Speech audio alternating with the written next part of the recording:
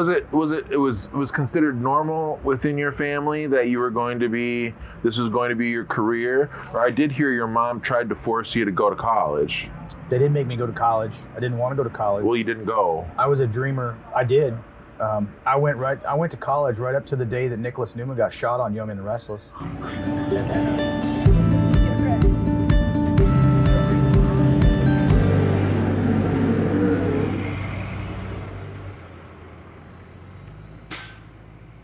So okay, so like, what was the setup initially with the go-kart in the garage with Dad? Like, you building this thing together? The go-kart in the garage with Dad. No, it was all Donny. When we went to the races, he worked with me, but he made me do everything on that go-kart in the garage. So you built that thing yourself? We got one that was built, and anytime something had to be changed or whatever, I did that. If I had a question, he didn't know what to do. I'd have to call, I called this guy in Mankato, Minnesota, Kenny Vanberg from the engine room back in the day, and he'd help me with everything. We got our engines done there. And wait, hold on. Parts there. You'd have an 11-year-old kid or 12-year-old kid talking to this guy from Mankato, being absolutely. Like, hey, what do I do? And you'd be surprised when a customer pays his bills, what a person will do on the telephone. Yeah. So that's basically how it works, and I had to learn the stuff. The technical things like the clutch and the tuning on the engines, not so much I didn't get into, but as far as like tire pressures and gearing and all those things, and we always worked together at the racetrack, but we never even had a set of scales when we were back then. We just went and raced, and it turned out pretty well. And then, okay, so then how do you make the leap? That's the thing. How does a 15-year-old, did you show a tremendous amount of promise? Were you crushing it when you were like 11, 12? Crushing it. I was probably as hopeless as could be. What? So, okay, so you were... But it was a family thing. So Doug Slocum, who I was telling you about, he owned a car, and he had a guy named Todd Mack driving it. And the Mack family was always good friends with our family. My father sponsored Don Mack, the father of the family, back in the day when he drove for guys. So, he knew the family well. And Doug was struggling with running his own car financially, and it was time for him to get out, and had this opportunity to drive this car in Grand Forks on a Friday night to hot lap it and see if it was a direction we wanted to take. And it all got set up, and I got to do it. And it was, to date, the scariest thing I'd ever done in my life. And driving one lap in a sprint car? My dad was so excited. He's like, all right, you ready? I'm like, what are you going to say? You're not going to say no. I said, hell yeah, let's do it. And I mean, I was scared to death all winter. I never saw that car all winter long. It was all kept at his place. And that's really where the sprint car thing all started, was right because of Doug Slocum.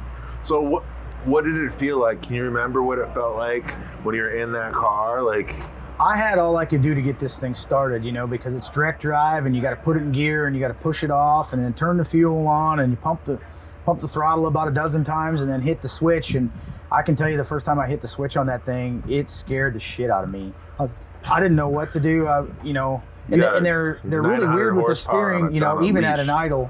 And I tried to stay out of everybody's way. But I remember I thought I was fine right up until the first car went by me on the inside and threw mud at me. And it was like someone throwing rocks in your face. Oh, man. It hurt. It didn't hurt, but it was definitely different. Yeah. But it was something like, tear-offs, like what we do to keep our face shields clean. So just something like that to me was I was just enamored by it. Yeah. So it was exciting, too. It was exciting. It was very exciting. And you'd never driven anything that powerful. No. And were people pissed that a little kid was on the track with them? I think if they would have known, they probably would have been pissed, but they didn't know. Okay. And then you went right into it.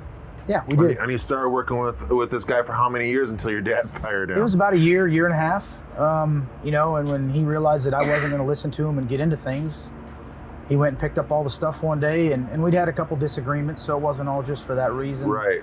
But we had everything brought to our home, and I remember, I'd never paid attention to what torsion bars were in it, didn't know anything about shocks, there's a lot of things in these cars, wheel spacing, tires, stagger, there's all kinds of the way the motor runs.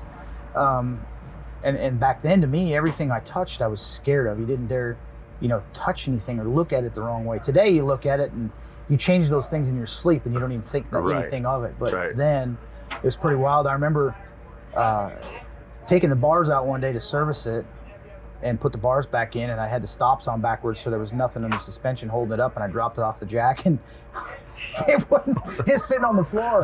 So I had to learn the hard way, and then we tried that a couple nights, and then brought some help back in to try to get me to where at least wasn't a complete disaster, and we've just kind of built ever since then. So so you're 16, 15, 16. When do you start racing in World of Outlaws?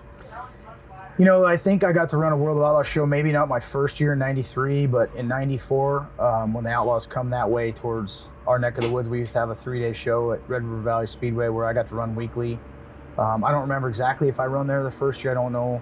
I maybe run one show or one or two the first couple years, and then as we started to feel like we were competitive in the 360s and at Sioux Falls weekly, then we started to maybe hit a few shows that were closer to home, and we didn't travel to go race with them, but if they were in the area, we definitely went out of our way and tried to make those shows the best, and just make the race and get in and try to not cause issues. And was it considered normal within your family that this was going to be your career? Or I did hear your mom tried to force you to go to college. They did make me go to college. I didn't want to go to college. Well, you didn't go. I was a dreamer. I did. I went to college right up to the day that Nicholas Newman got shot on Young and the Restless, and then I stayed home to watch what happened, and I skipped class, and then I got hooked, and I missed, 2 straight weeks of going to class because of Young and the Restless, and where was that's your mom? Embarrassing. They go to work in the morning, so I was old enough to get myself ready and go to school. You're watching your stories. Yeah, that's embarrassing to say, but that's the truth. That's okay. Reality. And I didn't want to be there anyway. I was in a math class that I was always good at math, but I couldn't understand the professor. He had a wild accent from another country, and I struggled with it. So just everything kind of lined up. Just not wanting to be there. Believe me, at that time, I wanted to be a race car driver, but there was no way in hell unless I was struck by lightning that it was ever going to happen. I finally come home one day and said, I'm not going back. I'm going to try to make it racing. I think they both looked at me and said, oh my Lord, how are we going to get past this? And I'm sitting here today, but I don't have any idea how I did it. And how much of an investment is that required of them when you were like, hey, this is what I want to do? Because it's a huge investment, right, to go into racing, period, at that time. And then you have, my family was trying to grow their businesses at the time, and we had bought a second location and trying to do this and that. So it put them in a real jam to be able to do, but we were able to have great people, friends of ours from Blue Beacon Truck Washes. There's a guy in Minnesota too, one of your first sponsors. What's his name? John Strand from Parker Stores was responsible for the Parker Stores sponsorship. That's when we got racing professionally. All that sort of happened. But before all this happened, before we tried to race professionally, there was a lot of people that helped out. We had a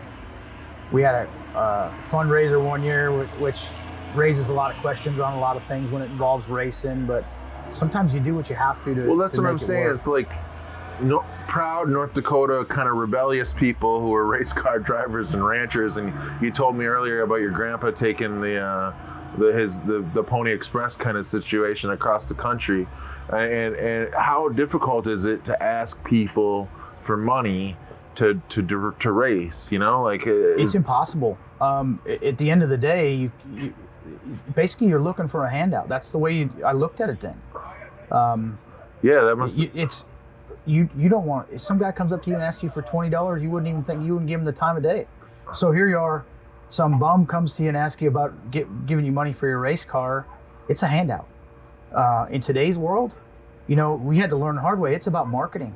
It's selling people's products. It's building relationships. Right. That's what's made it fun today. 95% of the people that I've got to deal with at Tony Stewart Racing have become my friends, and some of them haven't been involved with the car for years, but they still come to the races and they believe in that it sells the product and what it does. But that's something that you learn over time, and I think if you're looking back on it, you see all the older school racers in any type of motorsports, the Steve Kinsers, the John Forces. Them guys are the ones that paved the way for that to be that way. They figured it out. So and then everybody else caught on and stole their ideas and did these things. And here we are today in a sport that's just thriving on it. That's how it works. So you think Steve Kinser was as good as a marketing person as he was a race car driver? Steve Kinser was winning races and selling oil and doing everything under the sun. Right. Selling T-shirts. He was a marketing machine. Right. And everybody he raced with could just stand back and be enamored by it, including me. He was one of my, I had several childhood heroes, and he was one of them. But to just stand back and see it happen, it didn't happen at 5 miles an hour. Right. It happened at 140 miles an hour every day, like this. So anybody that wasn't enthralled by it was just not even realistic.